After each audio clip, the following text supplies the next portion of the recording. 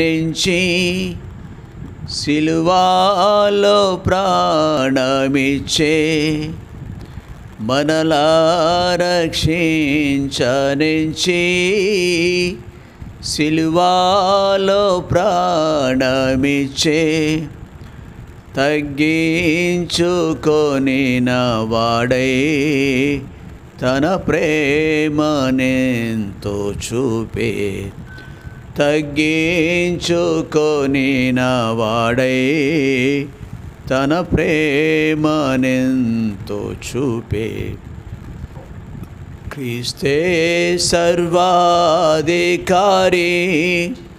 క్రీస్తే alpha omega ఆది అంతము క్రీస్తే యుగ యుగములు క్రీస్తే క్రీస్తే సర్వాధికారి ఆయన ప్రత్యక్షత ప్రేమించు వారి కొరకు ఆయన ప్రత్యక్షత ప్రేమించు వారి కొరకు ప్రభు తిరిగి వచ్చుచుండే పరలోక మహిమతోడా ప్రభు తిరిగి వచ్చుచుండే పరలోక మహిమతోడా క్రీస్తే సర్వాధికారి క్రీస్తే అల్ఫా ఒమేగా ఆది అంతము క్రీస్తే యుగ యుగములు క్రీస్తే క్రీస్తే సర్వాధికారి.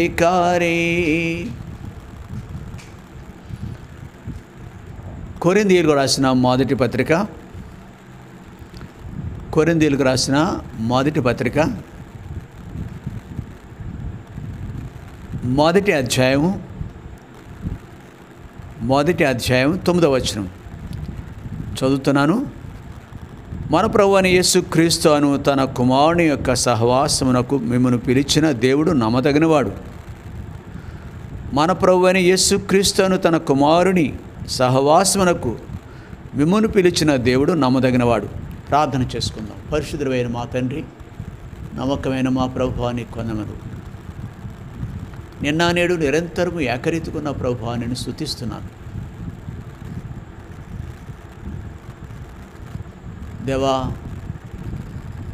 ఈ భూమి మీద ఉన్న ప్రకృతిలో అనేకమైన మార్పులు మేము చూస్తున్నాం. కొండలు, గుట్టలు, నదులు, భూమి అనేక మార్పులకు గురవుతుంది. కానీ మనుషులు మారుతున్నారు. కానీ మా ప్రభు మారని మార్పులేని దేవుడు, శాశ్వతుడైన దేవుడు, శాశ్వతమైన ప్రేమతో మమ్మల్ని ప్రేమించినందుకు వందనాలు.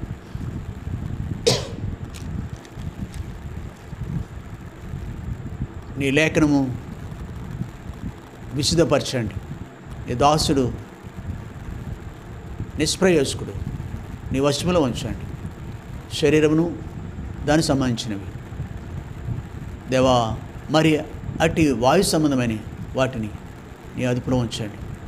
వాటిని నాను బంధిస్తూ నీకు మహిమా ఘనత ప్రభావాలు ఆరోపించుకోండి. నీ సహాయం కోరుకుంటూ కొద్ది సమయం దేవా సంఘమునకు వినువారికి మేలుకరంగా చేయండి, మాకు ఆశీర్వాదకరంగా చేయండి. యేసునామమున స్తుతించి ప్రార్థించి వేడుకుంటున్నాం తండ్రి, ఆమేన్. 9వ వచనంలో మన ప్రభు అయిన యేసు క్రీస్తు అను తన కుమారుని సహవాసమునకు మిమ్మల్ని పిలిచిన దేవుడు నమ్మదగినవాడు. మన ప్రభు నమ్మదగినవాడు. మన ప్రభు నమ్మకమైన వాడు. ఆయన ఆది నుండి కూడా మన విషయంలో ప్రత్యేకమైన శ్రద్ధ వహించినవాడు. ఆది కాండంలో మొదటి అధ్యాయంలో అనేక విషయాలు మనం చూస్తున్నాం. మొదటి దినము సృష్టి, రెండవ దినము, మూడవ దినము, ఐదవ దినము, ఆరవ దినం. వీటన్నిటిని సృష్టించుట్లో ఆయనకు ఉద్దేశం ఏమిటంటే ఒక మనుషుని పట్ల, నరమాతృని పట్ల ఆయన కలిగిన ఉద్దేశం ఎంత నమ్మకమైనదో, ఎంత నమ్మకమైనదో. మనకి సమస్త ఈవులను భూమి మీద మనము అడగకపోవడమే వాటిని అనుగ్రహించినాడు. ఈ విషయంలో ఆయన నమ్మకత్వం కనిపిస్తుంది. కానీ ఇంతగా ప్రేమించి సమస్త ఆశీర్వాదాలు మనకు దయచేస్తున్నాడు, మనల్ని ఏలికలుగా చేస్తున్నాడు.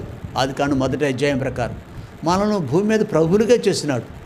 కానీ ఆ సృష్టికర్తను మరిచి సృష్టమును ఆరాధించే దుస్థితికి మనుషుడు దిగజారినాడు. ఎంత సిగ్గుకరం ఇది! సృష్టికర్తను మరిచి సృష్టాన్ని ఆరాధించే దీనస్థితికి పడిపోయినాడు. ఈ విషయంలో దేవుడు చింతిస్తున్నాడు. అందుకే ఆదికాండము 6వ అధ్యాయంలో కూడా మనుషులను చూచినప్పుడు ఆయన హృదయం నొచ్చుకొనినని రాయబడింది. ఈ భూలోకం చూచినప్పుడు హృదయం నొచ్చుకొనినని రాయబడింది. ఆయనను దేవుడు నమ్మకమైన వాడే, తన పిల్లలను ప్రేమిస్తున్నాడు. ఆయన ఒకనాడు ప్రేమించి ఆ ఏదేను నుంచి ఆదాము హవ్వలను వెళ్ళగొట్టినప్పటికీ వాళ్ళకి ఆ వస్త్రాలు, తాత్కాలికమైన వస్త్రాలు ఇచ్చినాడు. మహిమ వస్త్రాలు కోల్పోయినారు వాడు. అది ఆయన యొక్క ప్రేమ, ఆయన యొక్క నమ్మకత్వం. అలాగే అంతేకాదు, మనం పాపం చేసి దేవునికి దూరమైనప్పుడు తిరిగి మనం ఆయన కొరకు సంపాదించుకునే విషయంలో నమ్మకత్వం కలిగిన వాడు. కానీ లేఖనం మన గురించి ఏం సెలవిస్తుంది, మన గురించి ఏం సాక్ష్యం ఇస్తుంది అంటే తిమోతి రాసిన మొదటి పత్రిక 2వ అధ్యాయం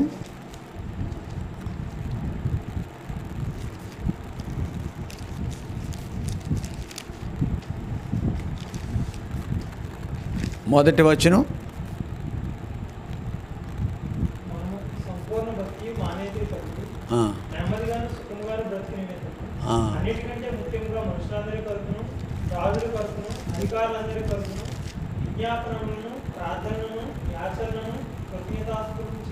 క్షమించండి, అది కాదు, క్షమించండి. తిమోతి రాసిన 2వ పత్రిక 2వ అధ్యాయము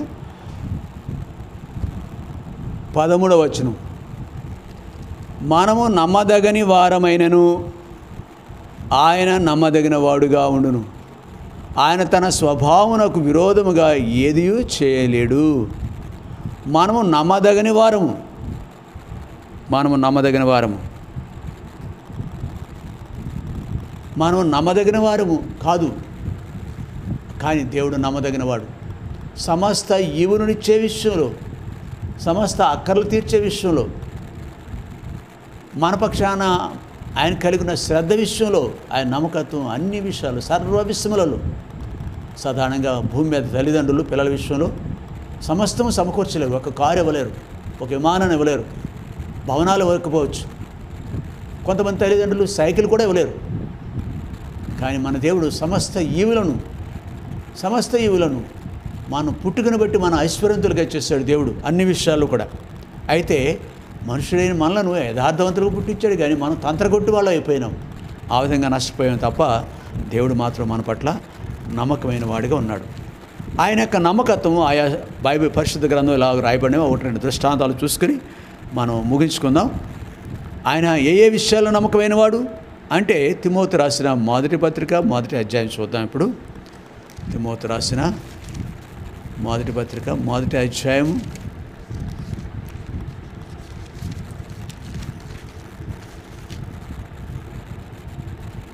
15వ వచనం. పాపులను రక్షించిన క్రీస్తు యేసు లోకమునకు వచ్చిన వాక్యము నమ్మదగినదియు పూర్ణాంగీకరణకు యోగ్యమై ఉన్నది. మనుషులైన మనము ఆయన కోరిన రీతిగా ఆ మార్గాల నుంచి తొలగిపోయినప్పటికీ, గొర్రెల వలె త్రోవ తొలగిపోయినప్పటికీ, ఆదాము యొక్క సంతతిగా ఆయనకు మహిమను ఆపాదించలేనప్పటికీ, ఆపాదమస్తకముగా మనలో మంచి కొంచెం కూడా లేనప్పటికీ, నడినెత్తు నుండి అరికాలు వరకు పచ్చి పుండ్లు దుర్వాసన వెదజేయలే దుస్థితి మనలో ఉన్నప్పటికీ ఆయన మన పట్ల నమ్మకంగా ఉన్నాడు. ఎలాగునా మనల్ని ఎంతో ప్రేమించిన మన ప్రభు పాపులను రక్షించుటకు క్రీస్తు యేసు లోకమునకు వచ్చిన వాక్యం నమ్మదగినది. ఆయన నమ్మకమైన వాడనే అంశమును మనం మనసును పెడుతున్నాం. మనల్ని రక్షించే విషయంలో ఆయన నమ్మకమైన వాడు. కాబట్టి ఈ సత్యమును మనం ఎరగాల. ఇది ఈ లోకానికి మూలమైన ప్రభు, ఆకాశం మహాకాశం పట్టజాలి మన ప్రభు, ఆకాశం ఆయనకు సింహాసనం, భూమి ఆయనకు పాదపీఠం చేసుకున్న అంతటి ఉన్నతుడైన సర్వోన్నతుడైన ఆ ప్రభు మనం రక్షించిన కొరకు యేసుక్రీస్తుగా లోక రక్షకుడిగా మన నిమిత్తం వచ్చినాడు. కన్యకైన మరియ ద్వారా, అనగా జానుడి కడుపులో ఆయన అంతటి ఉన్నతుడైన ఆకాశం మహాకాశం పట్టజాలని ఆయన తాను తగ్గించుకున్నాడు. ఎంతగా? సామాన్యుడిగా చిన్న ఒక పొట్టలో ఇమిడేడంతగా ఆయన తాను తగ్గించుకున్నాడు. ఇక్కడ ఆయన నమ్మకత్వం కనిపిస్తుంది. అంతేకాదు, ఆయన ఫిలిప్పీలకు రాసిన పత్రిక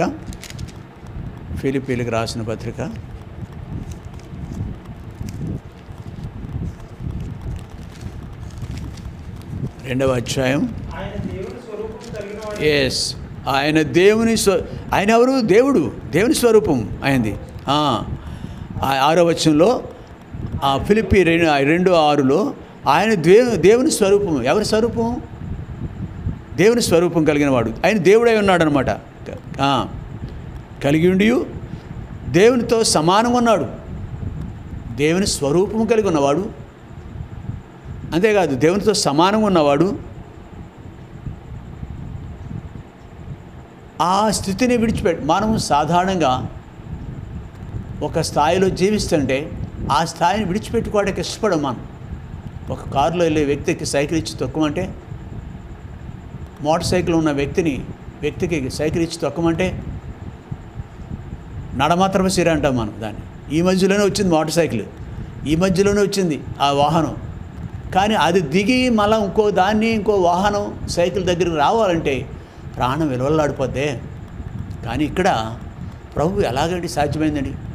దేవుని స్వరూపము, మానవ స్వరూపం కాదు, అది మహిమోన్నతమైన స్వరూపం. సర్వోన్నతుడైన ఆ ప్రభు నిత్యము ప్రకటన గ్రంథంలో 5వ అధ్యాయంలో, ప్రకటన గ్రంథము 5వ అధ్యాయం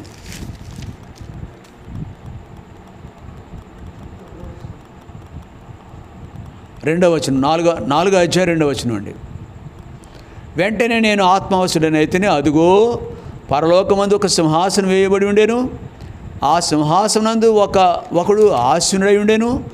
ఆసీనుడైన వాడు దృష్టికి సూర్యకాంత పద్మరాగమును పోలినవాడు, మరకతం వలె ప్రకాశించు ఇంద్రధనుస్సు సింహాసనమును ఆవరించి ఉండేను. ఆ సింహాసనం చుట్టూ 24 సింహాసనం ఉండేను. ఆ సింహాసనంలో యందు 24 పెద్దలు తెల్లని వస్త్రము ధరించుకొని తమ తలల మీద సువర్ణ కిరీటమును పెట్టుకున్న వారై ఉండిరి. ఆ సింహాసనంలో నుండి మెరుపులను, ధ్వనులను, ఉరుములను బయలుదేర్చున్నవి. ఇంతటి ప్రభావము కలిగిన మన ప్రభు ఆ సూర్యకాంత పద్మరాగమును పోలినవాడు, మారకతం వలె ప్రకాశించు ఇంద్రధనుస్సు సింహాసనం ఆవరించి ఉండను. ఇట్టి మహిమోన్నతమైన దేవుడు మన కొరకు ఏమైనాడండి? ఆయన ఈ స్థితిని విడిచిపెట్టకూడదని ఎంచుకోలేదు, కానీ మనుషుని పోలికగా పుట్టాడు. ఇలాగునే ఈ లేఖనాల్లో మనం చూస్తాం ఎంతగా ఆయన యొక్క నమ్మకత్వం మన పట్ల వెల్లడి చేస్తున్నాడు, ఎంతగా మనల్ని ప్రేమించినాడు. అందుకే అపోస్తలుడైన పౌలు ఆ లేఖనంలో మనకు జ్ఞాపకం చేస్తున్నాడు అన్నమాటండి. తిమోతి రాసిన పత్రికలో 1వ అధ్యాయము 15వ వచనంలో, పాపులను రక్షించుటకు క్రీస్తు యేసు లోకమునకు వచ్చినను, వాక్యం నమ్మదగినది పూర్ణాంగీకారమునకు. ప్రియుడా, నీ కొరకే దేవుడు వచ్చాడు. ఆ విషయం నమ్ముతున్నావా? ఇంకా ఎక్కడున్నా నువ్వు? బూదిగంత కొనల్లో ఉన్నావా? నీ ఇష్టమైన మార్గంలో ఉన్నావా? ఆయన నిన్ను పుట్టించి పెంచి పెద్ద చేసినాడు. ఆయన నిన్ను పుట్టించి పెద్ద చేసిలో ఒక ఉద్దేశం, ప్రత్యేకమైన ఉద్దేశం ఉంది. నా నిమిత్తము నేను నిర్మించిన జనులు నా స్తోత్రమును ప్రచురించుదురని ఆ ఉద్దేశంతో దేవుడు నన్ను పుట్టించాడు. అయితే ఆయన యొక్క సంకల్పం నుంచి లాగివేయబడ్డావు. ఆయన నిన్ను ప్రేమిస్తున్నాడు. ఆయన నమ్మదగిన వాడు, నిన్ను ప్రేమిస్తున్నాడు. ఎంతగా తను తగ్గించుకున్నాడో మనకిక్కడ తిమోతి రాసిన పత్రిక 1:15లోను, ఫిలిప్పీ పత్రిక 2వ అధ్యాయం 6వ వచనంలో తేటగా కనిపిస్తుంది. ఆయన ఎంత ఔన్నత్యం గలవాడో ప్రకటన గ్రంథము 4వ అధ్యాయం 5వ వచనంలో కూడా మనం చూస్తున్నాం, 6వ వచనంలో. అయితే ఆ ప్రభు నీ కొరకే వచ్చినాడు, నీ కొరకే. కులము చాటునో, మతము చాటునో, లేక ధనధాన్యాలు చాటునో, ఆదాము చెట్టు చాటును దాక్కున్నాడు దేవునికి కనపడకుండా. నీవు ఎక్కడున్నావో, ఏ చాటునున్నావో దేవునికి బాగా తెలుసు. నీ ఎవరి ఇచ్చలను బట్టి నువ్వు వాటి చాటును దాక్కున్నాయేమో, రాజకీయ అంతస్తును బట్టి నువ్వు వాటి యొక్క చాటును ఉన్నాయేమో. నువ్వు ఎక్కడున్నావో నీ దేవునికి బాగా తెలుసు. అదామా అని పిలిచినప్పుడు ఆ మనుషుడు దాక్కుంటున్నాడు, నువ్వు దాక్కోలేవు. ఓ సహోదరుడు, సహోదరి, నిన్ను పిలుస్తున్నాడు దినమందు. ఒకనాడు ఏదైనా వనంలో ఆదామును పిలిచిన దేవుడు నిన్ను పిలుస్తున్నాడు, నీ పేరుతో పిలుస్తున్నాడు. నీ పేరుతో పేరు చెప్పిన నిన్ను పిలుస్తున్నాడు. పాపేని నిన్ను రక్షించడానికి వచ్చినాడు. ఇదిగో లోక పాపను మోసుకొని పో దేవుని యొక్క గొర్రె పిల్లని ఆ బాప్తిస్మం ఇచ్చి యోహాను ఆయన గురించి సాక్ష్యం ఇచ్చినాడు. నువ్వు చెప్పగలవు ఆయన ఎవరు? ఆయన నీ కొరకు వచ్చినాడయ్యా. అపాదమస్కంగా ఏదో పాము కట్టండి, తలలో విషం ఉంటుందట, తేలికి తోకలో ఉంటుందట. ఈ నరునికి మాత్రం నరునికి నిలువెల్ల విషమని లోకస్తులు కూడా అందరూ కూడా చెప్తున్నారు. ఆ విషపూరితమైన స్థితిలో నుంచి దేవుడు నీకు విడుదల ఇవ్వాలని ఆశపడుతున్నాడు. యేసు ప్రభువునందు విశ్వసించు. ఆయన నీ కొరకు వచ్చినాడు, ఎంతగా ప్రేమించినాడు, శిలువ మరణమగునంతగా తను తగ్గించుకున్నాడు, రక్తాన్ని ధారపోసినాడు. ఆయన నామందు విశ్వసించు, అప్పుడు నీవును నీటి వారును రక్షింపబడుదురు. ఒకనాడు సెరసాలలో పౌలు శీలలు పాటలు పాడుతున్నారు, ప్రార్థన చేస్తున్నారు. దైవజనులైన వారి యొక్క పాటలకు, ప్రార్థనకు ఆ యొక్క సెరసాల తలుపులు తెరుచుకున్నవి. భూకంపం వచ్చింది, వెంటనే అవన్నీ తెరుచుకున్నాయి. ఆ సెరసాల అధిపతికి మెడుకు వచ్చింది. నిద్రలో ఉన్నాం ఆ యొక్క అధిపతికి.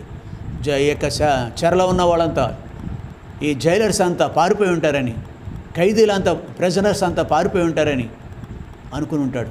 తను పొడుచుకోబోయాడు. ఓ సెరసాల అధిపతి, నువ్వు పొడుచుకోక, మేము అంతా ఇక్కడే ఉన్నాం, ఎక్కడ ఏం చేసుకోకు. దేవుడు ఎవరు అనేది ఆ రోజున పాపను రక్షించి క్రీస్తు యేసు లోకమునకు సత్యం ఆయన ఆ సత్యాన్ని తిరిగి పౌలు ఆ సెరసాలాధిపతికి బోధించినాడు. అయిలారా రక్షణ పొందుటకు నేనేం చేయాలి? యేసు ప్రభు చెప్పినాడు. అనగా తిమోతి 1:15 చెప్పినాడు ఆయన వాళ్ళకి. ప్రభు యేసునందు విశ్వాసం ఉంచండి, అప్పుడు నీవు నీ ఇంటి వారు రక్షింపబడతారు. ఆయన పాపిని రక్షించుటకు నమ్మదగిన దేవుడిగా ఉన్నాడు, నమ్మదగినగా దేవుడిగా వచ్చినాడు. నువ్వు దినమందు ఆయనందు విశ్వసించు, అప్పుడు ఆ సరసాల ఆ అపోస్తల కార్యాలు 16:31 వచనాల్లో ఆ మనుషుడి జీవితానికి ఉన్న అనుభవం, ఆ మనుషుడికి ఉన్న అనుభవం నీకు నాకు కూడా ఆయన వాళ్ళని ఇష్టపడుతున్నాడు. ఇది మొదటిది. రెండవది, హెబ్రీయులు రాసిన పత్రిక 11వ అధ్యాయం. హెబ్రీయులు రాసిన పత్రిక 11వ అధ్యాయం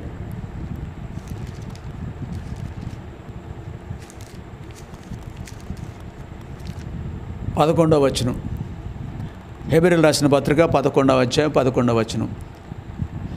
విశ్వాసను బట్టి శారయు వాగ్దానం చేసిన వాడు నమ్మదగిన వాడని ఎంచుకొనెను గనుక తాను వయస్సు గతించినదైనను గర్భము ధరించుటకు శక్తి పొందెను. బహుశా ఈ లేఖనం మనకు సుపరిచితంగా ఉండవచ్చు. పలుమార్లు నీవు నేను చదివి ఉండవచ్చు. ఆ వారి యొక్క నమ్మికను బట్టి అంట శారాయు వాగ్దానం చేసినవాడు నమ్మదగినవాడు. ఒకనాడు హారాను పట్టణంలో, ఆ యొక్క పర్షియా దేశంలో యూఫ్రటీస్ నదీ తీరంలో సంచరించే ఈ యొక్క అబ్రహాముతో దేవుడు దర్శించాడు. అబ్రహాం దర్శించినాడు, అబ్రహామాన్ని పిలిచినాడు. చిత్తమని చెప్పి ఉంటాడు. బహుశా అక్కడ లేఖనం రాయబడలేదు, కానీ చిత్తమని ఉంటాడు. డెఫినెట్గా తప్పక అని ఉంటాడు. 12వ అధ్యాయం 1వ వచనంలో అబ్రహాంతో మాట్లాడుతున్నాడు దేవుడు.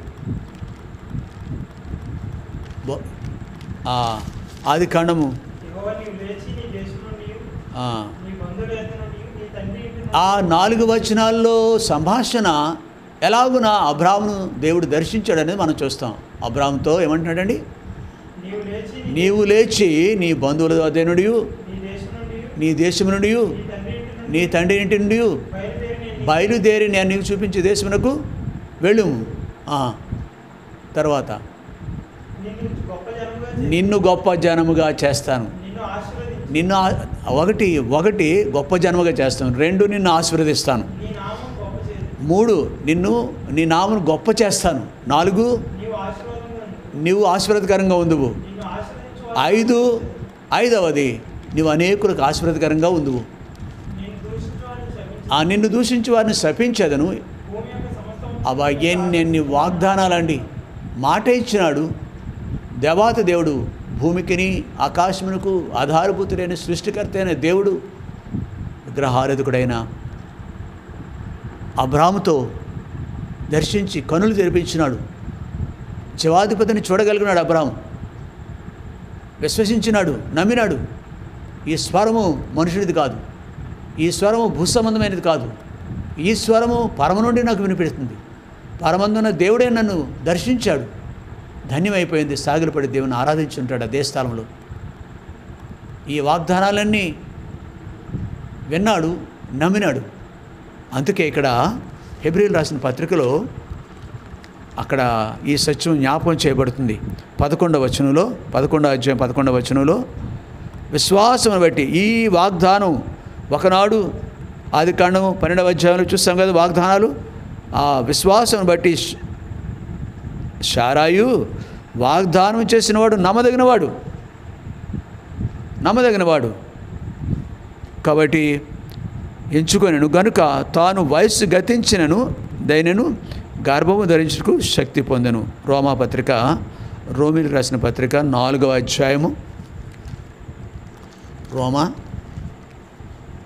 4వ అధ్యాయము 18వ వచనం, నీ సంతానం ఎలాగున ఉండునని చెప్పిన దానిని బట్టి తాను అనేక జనములకు తండ్రి అగునట్లు నిరీక్షణకు ఆధారం లేనప్పుడు అతడు నిరీక్షణ కలిగి నమ్మెను. చూసారా? అంతేకాదు 19వ వచనంలో రమారమి 100 ఏండ్ల వయస్సు గలవాడయ్యుండి అప్పటికి తన శరీరము మృతతుల్యమైనట్టును శారా గర్భమును మృతతుల్యమైనట్టును ఆలోచించను కానీ విశ్వసించినారు. అవి పూర్తిగా ఉడిగిపోయినవి. శరీరము, ఆ యొక్క స్త్రీధర్మం ఆగిపోయింది. కడు వృద్ధులుగా ఉన్నారు. ఆ స్థితిలో శారా వాగ్దానం మీద నమ్మిక ఉంచింది. దేవుడు మనకు వాగ్దానాలు ఇస్తాడు. ఒకనాడు మన పితడైన అబ్రహాముకి ఇచ్చిన వాగ్దానం ఆలస్యమైందేమో కొంతకాలం. దేవుడు తన సొంత సమయం వరకు ఎదురు చూసినాడు. తన సొంత సమయంలో ఆ వాగ్దానాలు నెరవేర్చినాడు. ఒకనాడు అబ్రహాము కొద్దిపాటి నిరుత్సాహంలో ఉన్నాడు. ఆదికాండం 15వ అధ్యాయంలో అబ్రహాములో కొద్దిపాటి నిరుత్సాహం వచ్చింది. చూడండి 15వ అధ్యాయం ఆదికాండము.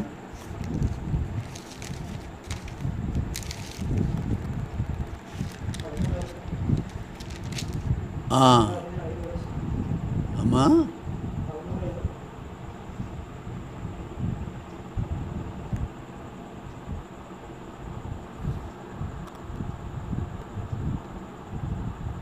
రెండవ వచనం నుంచి 15వ అధ్యాయం 2వ వచనం నుంచి, ప్రభువైన యెహోవా నాకేమి ఇచ్చిననేమి, నేను సంతానం లేనివాడినై పోచున్నానే. దమస్కు ఎలియాజరే నా ఇంటి ఆస్తికర్త యగును కదా అంటున్నాడు. 4వ వచనంలో ప్రభువైన దేవుడు యెహోవా మాట్లాడుతున్నాడు. కొద్దిపాటి నిరుత్సాహం జీవితంలో, ఆయా సందర్భాల్లో నిరుత్సాహపడతాం మనం. మన దేవుడు ఘనుడని తెలుసు, మన దేవుడు ఎవరు రుచి చూసినాము. అయినను మన జీవితాల్లో ఆయా పరిస్థితులు మనల్ని నిరుత్సాహపడేటట్టు చేస్తాయి, కృంగిపోయేటట్టు చేస్తాయి, భయంతో నింపబడతాము. అట్లాంటి టైంలో దేవుడు తిరిగి మాట్లాడతాడు. 4వ వచనంలో యెహోవా వాక్యం అతని యొద్దకు వచ్చి, ఇతడును నీకు వారసుడు కాడు, నీ గర్భవాసమును పుట్టినవాడు నీకు వారసుడగునని చెప్పాను. మరియు ఆయన వెలుపలకు తీసుకొని వచ్చి, నీవు ఆకాశం వైపు తేరిచూచి నక్షత్రం లెక్కించడం నీకు చేతనైతే లెక్కించమని చెప్పి ఈ నీ సంతానం అలాగునని చెప్పాను.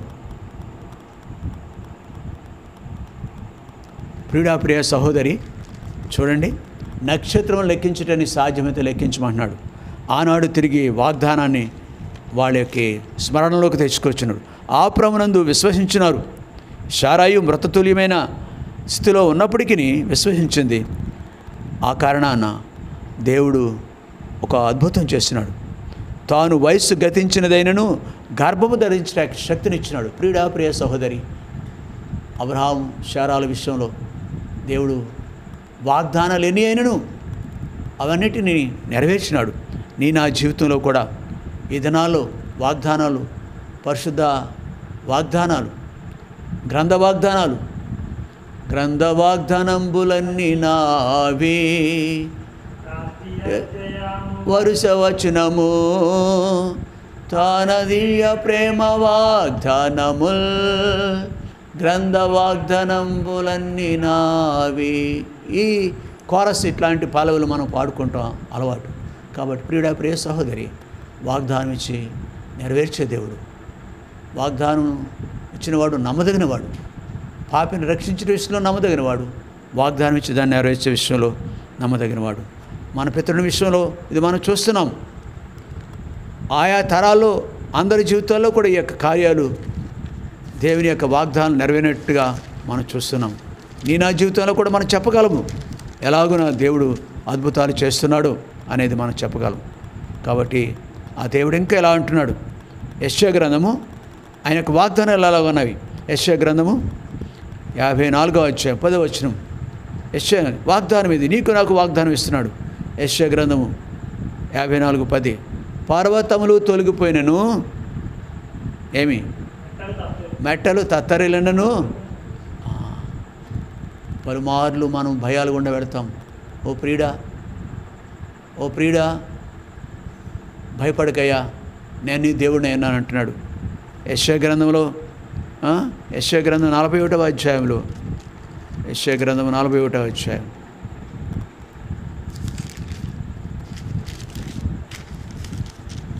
ప్రభు మాట్లాడుతున్నాడు మనతో. భయం గుండా వెళ్ళే మనుషులతో మాట్లాడుతున్నాడు. భూదిగంతముల నుండి నేను పట్టుకుని దాని కొనల నుండి పిలుచుకుని వాడా, నీవు నా దాసుడవనియు నేను నిన్ను ఉపేక్షింపక ఏర్పరచుకుంటున్నాయు, నేను నీతో చెప్పి ఉన్నాను, నీకు తోడై ఉన్నాను, భయపడకము, నేను నీకు దేవుడిని అన్నాను. భయము గుండా, బాధలు గుండా, వ్యాధులు గుండా, తెగులు గుండా వెళుతున్న నాతోనూ మనతోనూ మాట్లాడుతున్నాడు ఆయన. నువ్వు నా దాసుడవయ్యా, నేను నిన్ను ఉపేక్షింపక ఏర్పరచుకుంటుని, నీకు తోడై ఉంటాను, భయపడకు, నేను నీకు దేవుడై ఉన్నాను, దిగులు పడకు, నేను నిన్ను బలపరుతును, నీకు సహాయం చేయవాడు నేనే, నీతి అను నా దక్షిణ హస్తము నిన్ను ఆదుకొందును. ప్రియ సహోదరి, దేవుడు ఎట్లాంటి వాగ్దానాలు, గ్రంథ వాగ్దానాలు అనేకమైన నీకు నాకు ఇస్తున్నాడు. వాటిని నెరవేర్చే దేవుడని నమ్మికతో ప్రభు మీద ఆ విశ్వాసం ఉంచుదాం. ప్రభు వైపు చూద్దాం. మనకు కలిగే పోరాటాలు, శోధనలన్నింటిలో కూడా ఆయన జయమిస్తాడు. ఇచ్చిన వాగ్దానాలను ఆయన నెరవేరిస్తే దేవుడిగా ఉంటాడు.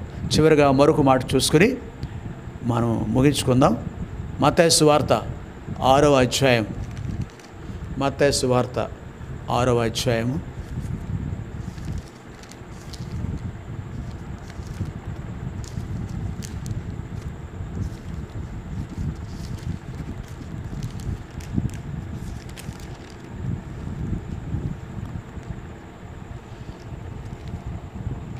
25వ వచనం. నేను మీతో చెప్పినదేమనగా, ఏమి తిందుమో ఏమి త్రాగుదమో అనే మీ ప్రాణమును గూర్చేను, ఏమి ధరించుకుందుమో అనే మీ దేహమును గూర్చేను చింతింపకుడి. ఆహారం కంటే ప్రాణమును, వస్త్రము కంటే దేహమును గొప్పవి కావా. ప్రియ సహోదరి, మనలో ఉన్న సమస్యలకు, పోరాటాలను గమనించిన ప్రభు మనతో మాట్లాడాడు. ప్రధానంగా మనుషునికి కావలసినవి మూడు విషయాల్లో అక్కర కలిగి ఉంటాడు. ఒకటి కూడు, గూడు, గుడ్డ అనగా బట్ట కావాలి, నీడ కావాలి, భోజనం కావాలి. ఈ మూడు మానవుడికి ప్రధానమైనవి అంశాలు, ముఖ్యమైనవి. ఇవి ఉంటే చాలు ఏ మనుషునికని, ఎవరికైనా ఇవి ఎంతటి వాడైనా ఇవి మూడే కలిగి ఉంటే ఆ మూడే కలిగి ఉంటాడు. ఉన్నవాడైన లేనివాడైన. అయితే ఈ విషయం గ్రహించిన మన ప్రభు మనతో ఈ చివరి దినాలు అంచె దినాలు మాట్లాడుతున్నాడు. ఏ విషయంలో భయపడుతున్నాను? కరువు దినాలనా, పని లేదనా, పోషణ లేదనా, దిగులుతో ఉన్నారా? అయితే ప్రభు మాట్లాడుతున్నాడు, ఇలా మాట్లాడుతున్నాడు, నేను మీతో చెప్పినదేమనగా ఏమి తిందుమో, ఏమి త్రాగుదమో, ఏమి ధరించుకుందామో. 3 విషయాలు ఇక్కడ. భోజనం గురించి, పానీయం గురించి, బట్ట గురించి, అంతేకాదు నీడ గురించి. చింత, మనలో చింత, అనేక రకాల చింత. ఈ 3 కాదు, పలు రకాలైన చింతలు.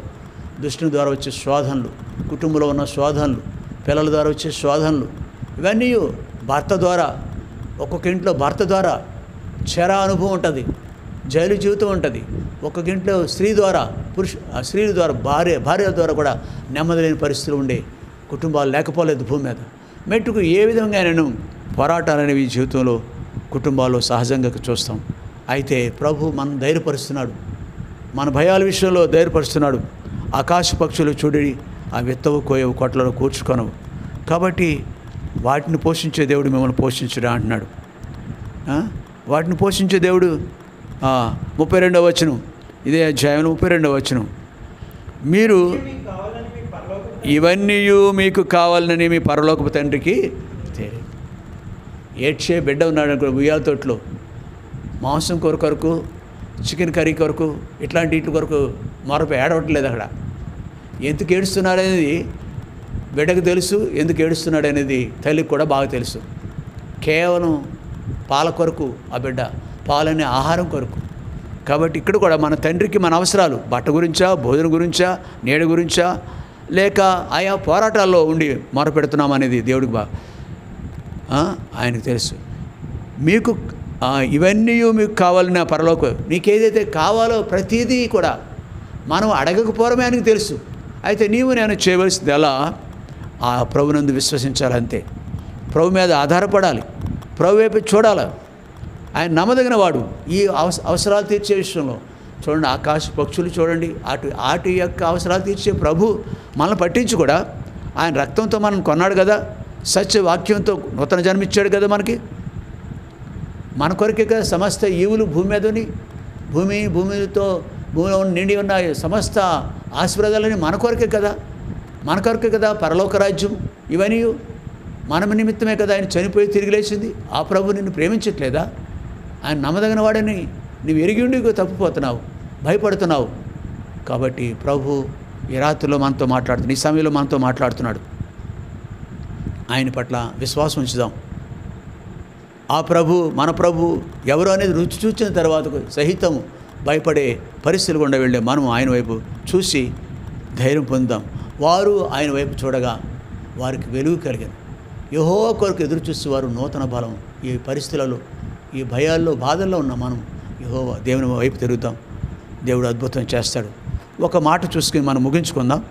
రాజుల గ్రంథము, ఈ మాట చూసుకుని ముగించుకుందాం. రాజులు మొదటి గ్రంథం 17వ అధ్యాయం.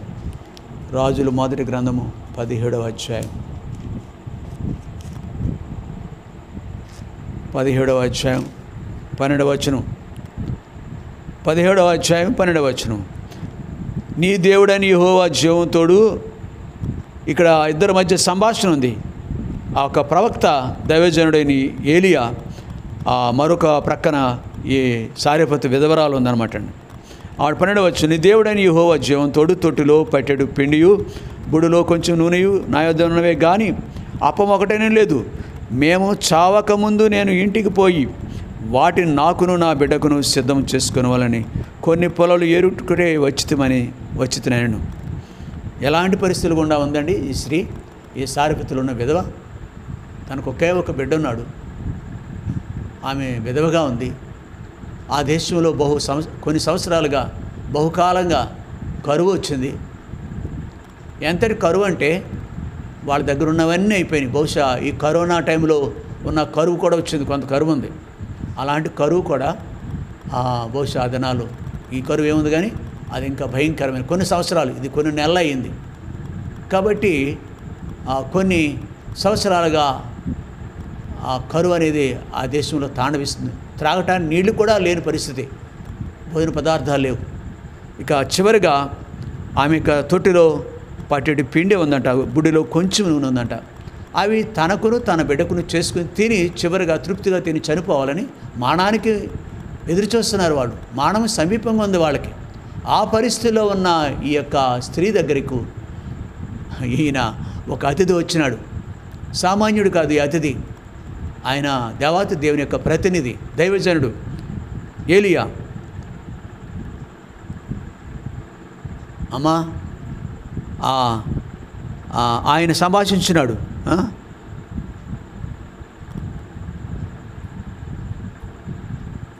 10వ వచనంలో, సారెపతునకు పోయి పట్టణపు గవిని యొద్దకు రాగా ఒక విధవరాలు ఆ చెడు కట్టెలు ఏరుచుండుటకు చూచి ఆమెను పిలిచి, త్రాగుటకై పాత్రలో కొంచెం నీళ్లు నాకు తీసుకుని రమ్మని వేడుకొనెను. ఇది ఏలియా ఆ స్త్రీనికి మనవి చేసిన విషయం. ఆమె నీళ్లు తేబోతుండగా అతడు ఆమెను మరలా పిలిచి, నాకు ఒక రొట్టె ముక్కను నీ చేతితో తీసుకొని రమ్మని చెప్పాను.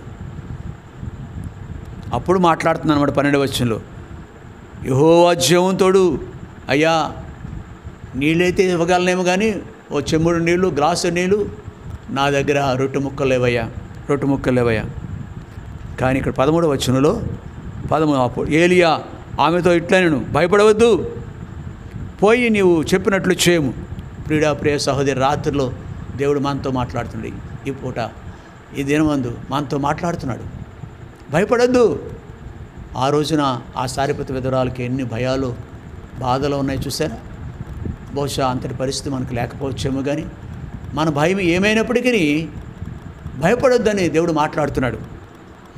అయితే ఇంకో మాట అంటున్నాడు, నేను చెప్పినట్లు చేయి. ఆయన ఏం చెప్తున్నాడు? వాగ్దానం ఇచ్చినవాడు నమ్మదగినవాడు.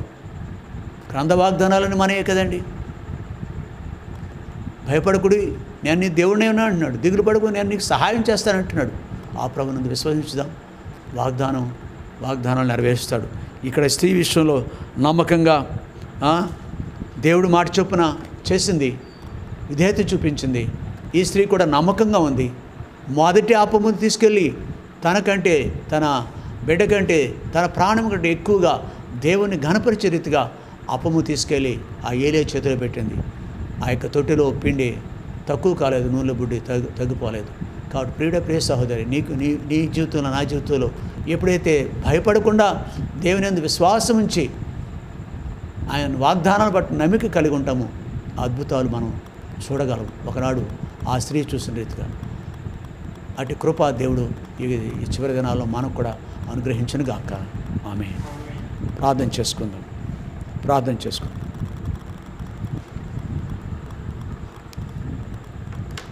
పరిశుద్ధమైన మా తండ్రి, నమ్మకమైన మా ప్రభువా, నీకు వందనాలు. నేను స్తుతించి మహిమపరుచుకుంటున్నాను. దేవా, నీ ప్రజలతో నీ స్వరమును వినబడి చేసినందుకు, నీ ముఖమును కనబడి చేసినందుకు వందనాలు.